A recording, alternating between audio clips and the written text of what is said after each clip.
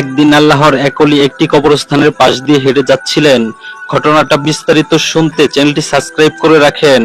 তখন তিনি দেখতে পেলেন কবরের ভেতর থেকে ধোঁয়া বের হচ্ছে এবং কবর থেকে কান্নার শব্দ ভেসে আসছে। আল্লাহর ওলি এই দৃশ্য দেখে থমকে গেলেন। তিনি দাঁড়িয়ে দেখতে পেলেন দুইটি কবর থেকেই ধোঁয়া বের হচ্ছে এবং ভয়ঙ্কর আযাবের শব্দ ভেসে আসছে। এরপর আল্লাহর ওলি ওই কবরস্থানের পাশের একটি গ্রামে গিয়ে উঠলেন এবং গ্রামের কিছু লোকজনকে ডেকে বললেন, আপনারা কি বলতে পারেন এই কবরস্থানে দুটি নতুন কবর পাশাপাশি দেখা যাচ্ছে, সেই কবরগুলো কাদের কবর? গ্রামের কয়েকজন লোক বলল, কিছুদিন পূর্বেই এই পাশের গ্রামের একটি মেয়ের বাবা মা দুজনেই ইন্তিকাল করেছেন। বাবা চলে যাওয়ার 3 দিন পর মেয়েটির মাও চলে যান, তাদের কবরই এগুলো। কিন্তু লোকটি তখন বলল, আপনারা আমাকে এই মেয়ের নাম এবং বাড়ির ঠিকানা দিন, আমি মেয়েটার সাথে দেখা করতে চাই। লোকেরা তখন বলল, হুজুর আপনি কি বলছেন? আপনি কি জানেন কে সেই মেয়ে? সেই মেয়েটি হলো এই গ্রামের একজন বিখ্যাত নষ্ট মেয়ে। সে দিনের বেলায় সারাদিন ঘুমায় আর রাত হলে পরপুরুষের সাথে বাজে কাজে লিপ্ত হয়। মেয়েটি দেখতে অনেক সুন্দরী, তাই অনেক দূর দূরান্ত থেকে পরপুরুষ এসে টাকার বিনিময়ে তার সাথে মিলিত হয়ে যায়। হুজুর আপনাকে দেখতে তো আল্লাহর একজন বুজুর্গ ব্যক্তির মতো মনে হচ্ছে, আপনি কেন ওই নষ্ট মেয়ের সাথে দেখা করতে চাচ্ছেন? আল্লাহর ওলি তখন বলল, মেয়েটি যাই হোক না কেন, আমাকে যে তার সাথে দেখা করতেই হবে। আপনারা বলুন আমি কিভাবে মেয়েটির বাড়ি পর্যন্ত যেতে পারি? তখন গ্রামের কয়েক দল লোক বলল, হুজুর আমরা জানি না, সবকিছু জানার উপরও আপনার মতো একজন মানুষ কেন ওই মেয়ের সাথে দেখা করতে যাচ্ছেন? মেয়েটি এতই খারাপ চরিত্রের মানুষ যে বাড়িটাই হলো ওই নষ্ট মেয়ের বাড়ি। মেয়েটির নাম হলো গোলাপী, তবু আমাকে মেয়েটির সাথে সাক্ষাৎ করতে হবে। আল্লাহর ওলি বিশেষ অনুরোধে শেষ পর্যন্ত লোকেরা ওই মেয়েটির ঠিকানা বলল। লোকেরা বলল, ওই পাশের গ্রামে যাওয়ার পথে একটি বট গাছ আছে, সেই বট গাছের এরপর আল্লাহর ওলি ওই মেয়েটির বাড়ির দিকে রওনা করলেন। হাঁটতে হাঁটতে তিনি পথের মাঝে একটি বটগাছ দেখতে পেলেন এবং সেই বটগাছের নিচে একজন লোক বসা ছিল। আল্লাহর ওলি ওই লোকটাকে জিজ্ঞাসা করলেন, ভাই গোলাপীর বাড়ি কি এটাই? লোকটি তখন বলল, জি এটাই। কিন্তু হুজুর আপনি কেন তার বাড়িতে যাবেন?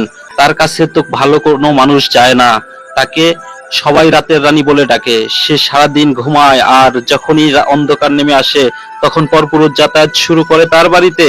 পরপুরুষ সারা রাত তার সাথে রাত কাটায়, সকালবেলা হলে আবার চলে যায়। দিনের বেলায় তো কোনো পুরুষ তার এখানে যায় না। হুজুর আপনি কেন এই সময় তার কাছে যাচ্ছেন? আর আপনাকে দেখে তো একজন পরহেজগার মানুষ মনে হচ্ছে। আল্লাহর ওলি তখন বলেন, আমি কোনো খারাপ উদ্দেশ্যে তার কাছে যাচ্ছি না, আমি তাকে ভালো পথে ফিরে আসার জন্য আহ্বান করতে চাই। আচ্ছা তুমি আমাকে বলো তো, এই মেয়ে কতদিন ধরে এই কাজে লিপ্ত হয়েছে?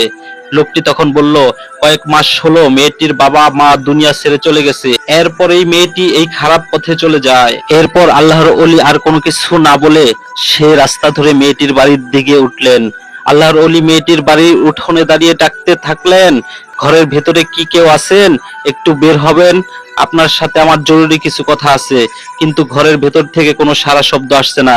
হুজুর আবার ডেকে বললেন, ভিতরে যদি কেউ থেকে থাকেন তাহলে একটু বাইরে আসেন। এরপর ঘরের ভেতর থেকে একটি মহিলা বের হয়ে আসলো। আল্লাহর ওলি মহিলাটাকে জিজ্ঞাসা করলেন, আপনার নাম কি গোলাপী? মহিলাটি বলল, না ম্যাডাম ওই পুকুর পাড়ে গোসল করতে গিয়েছেন, আপনি ওইখানে গেলেই তাকে পাবেন।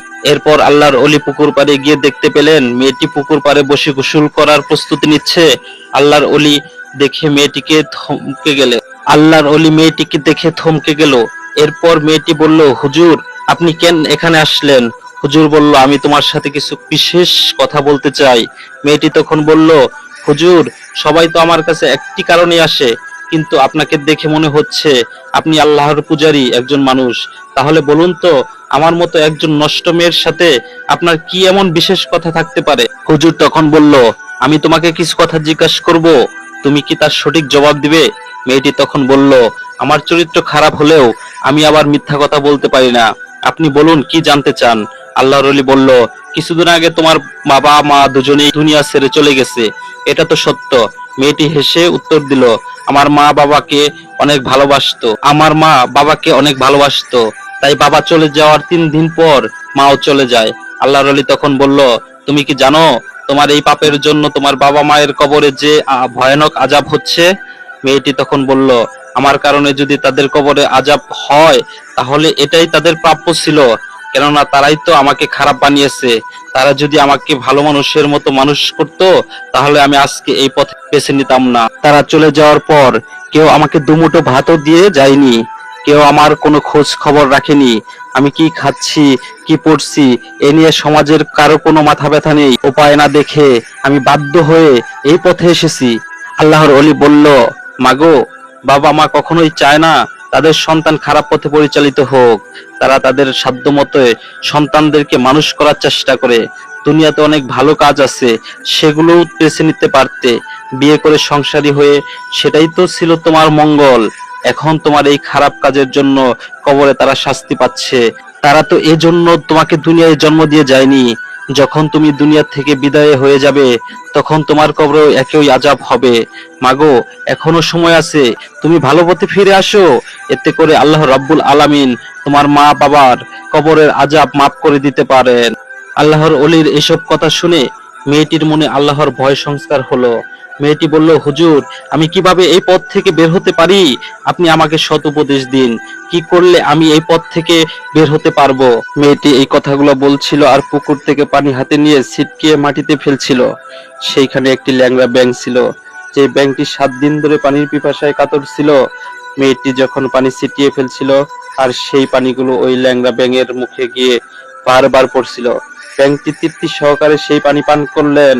এরপর ব্যাঙটি আল্লাহর দরবারে শুকরিয়া আদায় করে ফরিয়াদ করে বললেন, হে আল্লাহ, যে পানি দিয়ে আমার কলিজা ঠান্ডা করেছো, তুমি তার মা বাবার কলিজা ঠান্ডা করে রেখো। ব্যাঙের এই দোয়া আল্লাহর দরবারে কবুল হয়ে যায়। সাথে সাথেই আল্লাহ রাব্বুল আলামিন ওই মেয়ের বাবা মায়ের কবরের আযাব মাফ করে দেন। সুবহানাল্লাহ। এরপর ওলি মেয়েটিকে ভালো হওয়ার পরামর্শ ও উপদেশ দিয়ে সেখান থেকে চলে আসলেন।